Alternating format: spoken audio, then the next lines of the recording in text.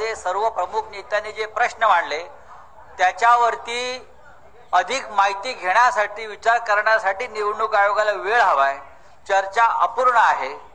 उद्या पुन्हा एकदा एकत्र भेटण्यासाठी म्हणजे दोन्ही आयोग राज्य आणि केंद्र हे एकत्रित या शिष्टमंडळाला भेटणार आहेत. म्हणजे चर्चा किती गांभीर्यानं झाली, खोलवर झाली आपल्याला कळलं असेल.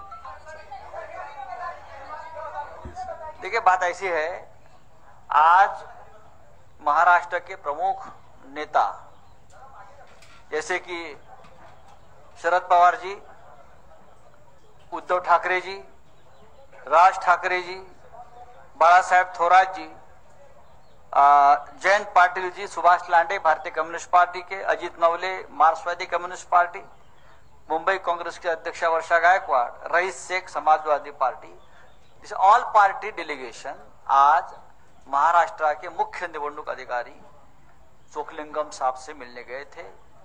और बाद में राज्य निवडणूक आयोग जो है उनके दिनेश वाघमारे जो कमिश्नर है उनके साथ हमारा और एक डेलीगेशन गया. लंबी बातचीत हुई लेकिन बातचीत अधूरी रही. बातचीत कल वापस शुरू होगी.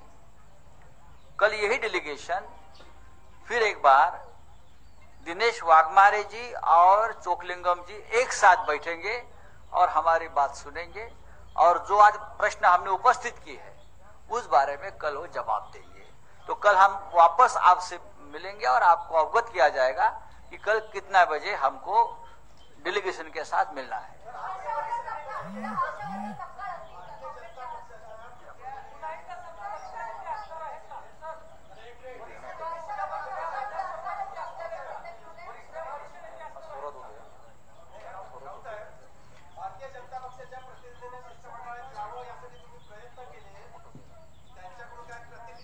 भारतीय जनता पक्षानं सुद्धा या शिष्टमंडळात सहभागी व्हावं.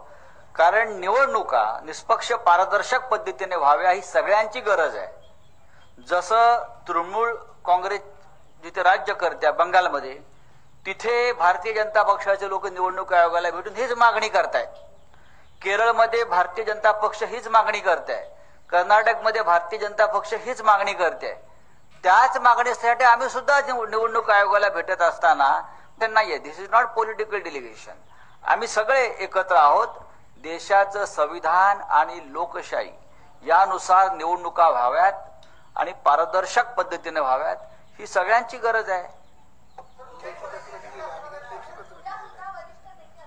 सगळे वरिष्ठ नेते उद्या असतील. हर्षवर्धन सकपाळ, आज बाळासाहेब थोरात हे ज्येष्ठ नेते आहेत.